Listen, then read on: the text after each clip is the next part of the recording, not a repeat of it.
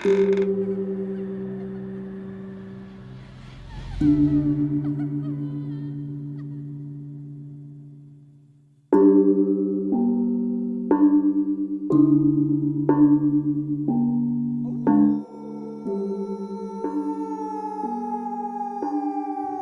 jam berbunyi.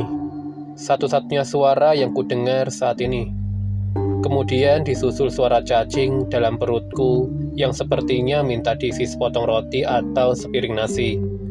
Kulirik jam di samping tempat tidurku.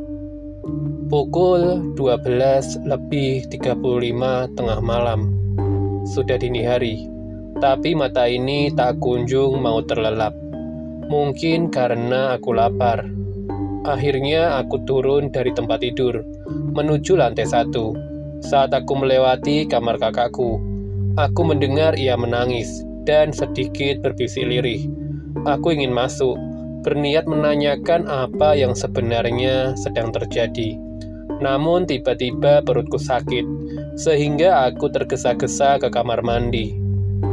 Setelah selesai dengan hajatku, aku kembali menuju kamar Kelly. Namun ia tak ada di dalam kamar. Mungkin ke kamar mandi, karena di dalam kamarnya terdapat kamar mandi. Akhirnya aku kembali dengan niat awalku. Aku mengendap-endap menuju dapur agar orang rumah tidak terbangun oleh suara langkah kakiku. Namun jantungku seketika berhenti berdetak. Kulihat sesosok bayangan gelap berdiri di depan tempat cuci piring. Aku terkejut, namun kuberanikan diri untuk mendekat. Ternyata itu adalah kakakku. "Kakak ngapain?" tanyaku. Tak ada sautan. Aku ingin bertanya perihal tadi, tapi kuurungkan. Mungkin besok saja. Pasti karena Jeremy, kataku dalam hati. Beberapa kali kakakku memergoki Jeremy berselingkuh, namun kali ini pria canggung itu berjanji tidak akan mengulangi kesalahannya terdahulu. Namun kulihat ia sedikit aneh. Bagaimana tidak, di dalam rumah ia memakai hoodie yang hampir seluruh wajahnya tertutup oleh kapucong. Selain itu, tangan kanannya memegang sebuah pisau daging. Mungkin ia ingin memasak sesuatu. Lapar karena setelah menangis. Entahlah. Setelah aku selesai dengan urusanku, maksudku mie instanku sudah matang, aku kembali menuju kamar. Tapi sekali lagi kulirik kakakku yang saat ini sedang mengiris-iris bawang bombay di atas telenan. Dasar wanita, cepat galau, cepat juga sembuhnya. Aku dikejutkan oleh suara pekikan seseorang.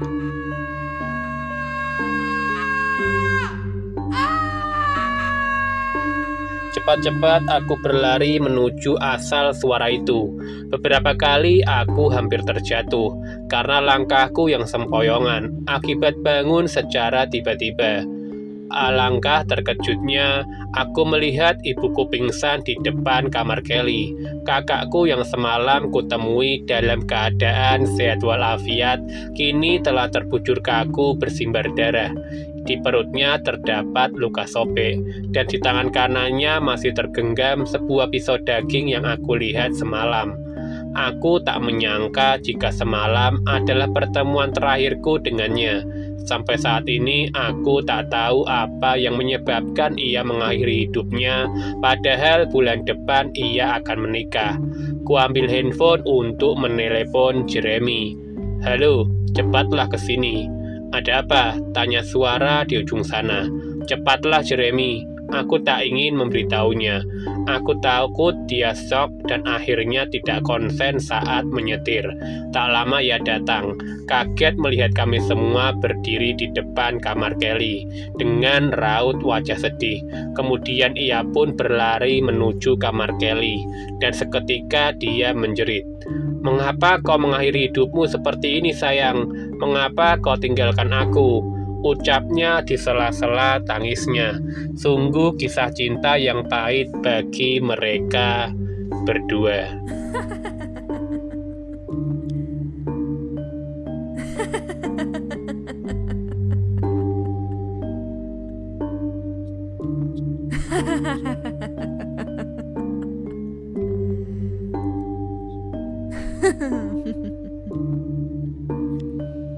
Lanjut ke cerita selanjutnya. Kak, ayo main kak. Suara itu terdengar dari arah jendela. Aku menoleh dan menatap ke arah sumber suara. Di antara kegelapan malam, adikku menyeringai ke arahku dari luar apartemen. Kuarahkan kembali pandanganku ke sinetron di televisi. Tak bisa kupercaya adikku benar-benar keterlaluan. Bahkan selarut ini bisa-bisanya ia mengajakku untuk bermain. Selang sedetik, aku pun tersentak.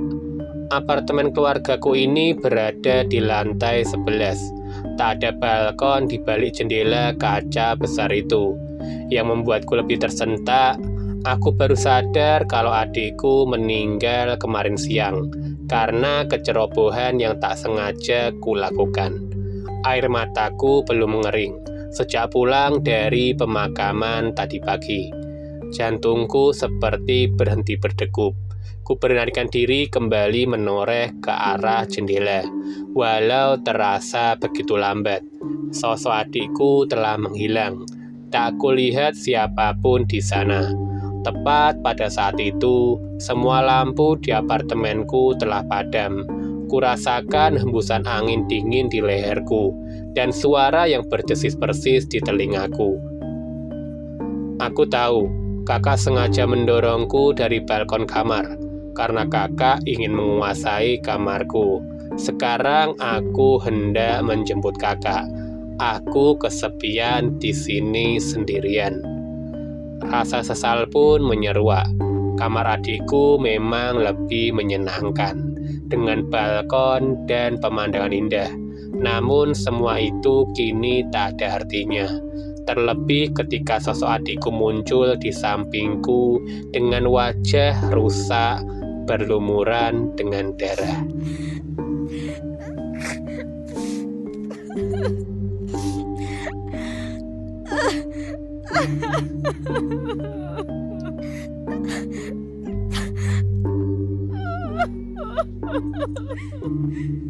Lanjut ke cerita yang terakhir. Andre sedang berjalan menaiki satu persatu anak tangga yang ada di kantornya. Sebuah gedung berlantai 10, tempat di mana dia bekerja sehari-hari. Di umurnya yang ke-30 tahun ini, ia masih saja menyendiri. Banyak staf wanita yang mencoba untuk mendekatinya. Namun ia sepertinya tak menggubri satupun dari mereka. Wajah tampan dengan postur badan yang tinggi dan atletis tentu membuat banyak wanita menginginkannya. Minggu lalu Andre pulang larut malam. Tak seperti biasanya, pekerjaannya sangat menumpuk hari ini. Pukul 11 malam, akhirnya Andre bisa bernapas lega. Semua pekerjaannya telah selesai. Karena kondisi fisiknya yang sudah mulai lelah, membuat Andre ingin memilih untuk turun dari lantai 10 menggunakan lift. Ia menekan tombol lift dan masuk ke dalam. Lift itu menutup dan mulai menuruni satu persatu lantai gedung itu. Andre bersiul sambil menunggu lift itu tiba di lantai dasar. Namun tiba-tiba lift itu berhenti saat sampai di lantai 5. Pintu lift terbuka dan seorang wanita berjalan masuk ke dalam lift itu. Wanita itu sangat menawan hingga Andre pun tertarik kepadanya. Boleh aku tahu siapa namamu?" tanya Andre. Wanita itu memalingkan wajahnya ke arah Andre. "Aku Nia," ucap wanita cantik itu. "Aku baru kali ini melihatmu. Kau anak baru ya?" tanya si Andre. "Tidak juga, aku sudah 3 bulan di sini," sahut Nia. "Kenapa aku baru sekarang melihatmu ya?" tanya Andre. "Mungkin kamu terlalu sibuk dengan pekerjaanmu," ucap si Nia. Lalu pintu lift pun terbuka. Tak terasa mereka telah sampai di lantai paling ujung. Namun Andre seperti kebingungan.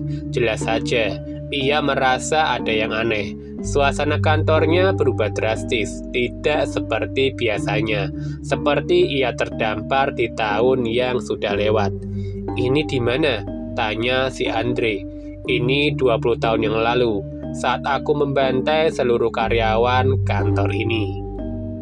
Ucap Nia dan langsung menikamkan belati yang entah sejak kapan ia pegang. Andre berbalik, nafasnya tercekat di kerongkongannya, dan ia pun ambruk di lantai dengan seketika. Suara itu membuatnya kaget dan terbangun dari tidur berdirinya. Saking lelahnya ia sampai tertidur. Ia melihat ke arah angka di atas pintu lift. 5, ucap si Andre, dan perlahan pintu pun terbuka. Ia melihat sosok wanita cantik yang ada di hadapannya. Dengan cepat otaknya bekerja. Saat wanita itu masuk, Andre pun langsung melangkah keluar dari lift itu. Andre terus berjalan, dan setelah beberapa langkah ia berbalik dan menatap ke arah wanita itu dari celah pintu yang hendak tertutup. Andre pun tersentak. Wanita itu tersenyum dan di tangan kirinya ia menggenggam sebilah belati. Wanita itu menatap ke arah Andre dan mulutnya bergerak seperti mengatakan sesuatu kepada Andre. Dan ucapan itu adalah, "Selamat, kamu lolos."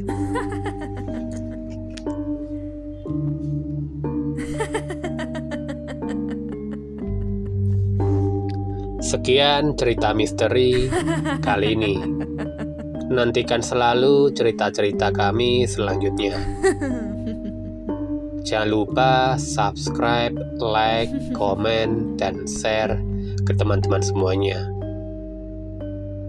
Akhir kata, salam ketakutan.